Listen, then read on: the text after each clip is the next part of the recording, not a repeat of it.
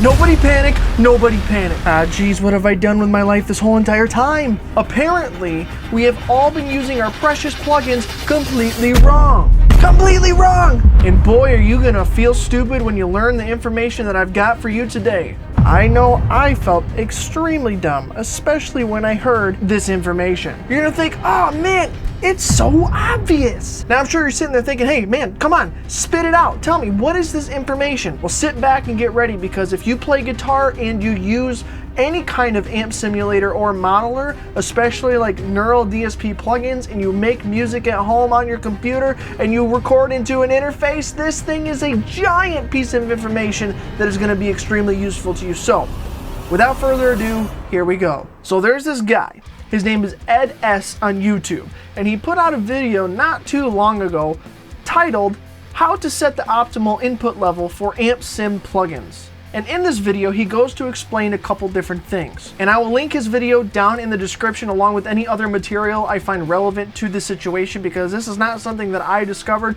I am piggybacking off of information provided by other awesome people. So a lot of this information goes in depth onto gain staging, and if that's something you don't understand, look up some information on it, watch the videos that I'm talking about here, and maybe you'll get a little bit of a better understanding, because you need to know the general information about what's going on. And I am no expert. So if you're like me and you sit down at your desk to go play your guitar or record some music with your favorite amp simulator guitar plugin, you plug your guitar in, you plug it into your interface, and you turn your level up on your interface up to the point where you're just about to clip, and then you move it slightly below. This is most of the time what you do for microphones, so why would it be any different? Then you choose your favorite preset on whatever simulator you're using and you chug away. But I am here to tell you that that is wrong! With the information that I have learned today, basically what you want to do is turn your interface input volume to 0. That's right, your precious Focusrite, PreSonus, or whatever else you use, you need to set that input level with where you're plugging your guitar into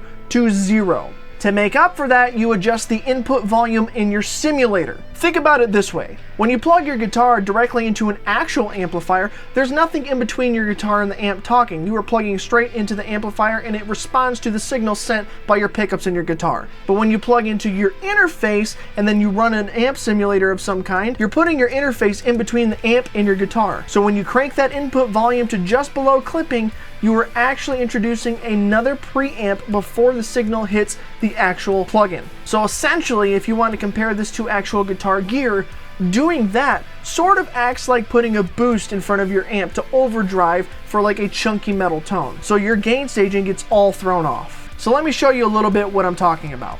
Right now I am running the Archetype Gojira X plugin through my PreSonus Studio 24C USB interface, and I have my input volume on my interface at about noon. And this is what it sounds like.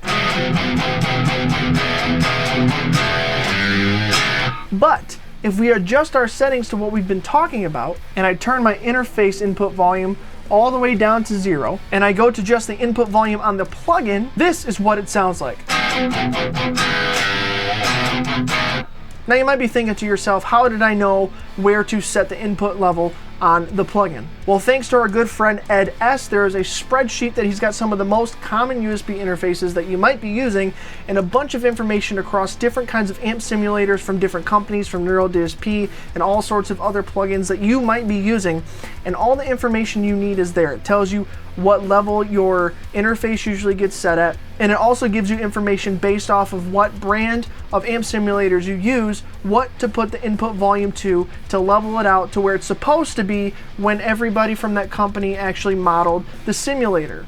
There's a lot of math involved, but you don't have to do any of it. Ed S already did it for us, and it's in a spreadsheet. You just need to follow and find where you're at with your interface and with what plugin you're using, and bam, you know where to set it. This essentially sets the settings to where everything needs to be when the company decided to model whichever amplifier you're running through. This is what would best represent what it was like when they plugged their guitars and stuff into the actual setup that they're trying to simulate. So apparently this is truly what this preset is supposed to sound like.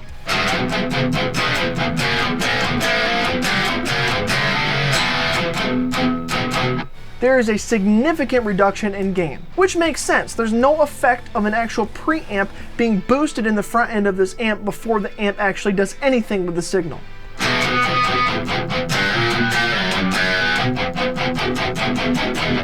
now what I'm going to do is I'm going to chug along on my guitar with my input volume on my interface set at 0, and I'm going to slowly turn it up to where I normally have it so you can hear the change that this actually makes. So we're starting at 0 and we're going to move all the way up to about noon.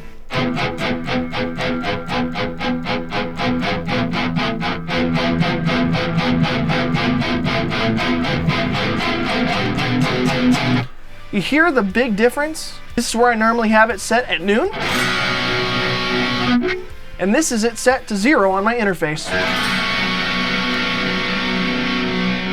So you might be thinking to yourself, so what? What kind of significance does this have? Well, it may or may not matter to you. For me, I've been so used to the way I've been doing things, all of my mixing and how I get my tones is all the way that it is because I've set my interface up the way that I have. It's what I'm used to. But changing these settings gets you to a point where it more accurately depicts the setup that you are trying to emulate with whatever guitar plugin that you're playing. So if I were to try to get the same setup that I have on this Archetype Gojira X, this whole same signal path with actual physical equipment, this is more of what it should sound like. So it's just more accurate to real life. And you may or may not care about that. It's kind of up to you. I, for one, am probably gonna try this new technique to see if that helps anything with my guitar tone or if it helps my mixes at all. Because all this time where I'm finagling trying to get a good thumpy clear mix has been just kind of muddied with this extra gain preamp stage that I have with my interface. So maybe now I can actually get way better tones that are more accurate, and thus maybe that leads to better mixes. That's the hope anyway. And like I said at the beginning, now that you know this information, you kind of go, duh, that makes so much sense, right? Well, hey, we can't all be rocket scientists, am I right? I will probably move forward in using this technique for at least a small time period to see if it does anything different with the type of music and stuff that I'm trying to record, because it may make a significant difference in a lot of aspects of my recording process. And if it improves things, then awesome. And if it doesn't, oh well, I tried. Maybe you should do the same. It's just funny, I've gone all these years using all of these neuraldsp plugins with actually a couple different interfaces over the years, but I have never thought about this being a problem. And now here we are many years later, finally figuring it out. Let me know what you think about this information, and if you try this for yourself, give me a description of what's going on down in the comments. And before you go, make sure you check out the videos on your screen, and I will see you in the next video, hopefully with better tones and better mixes.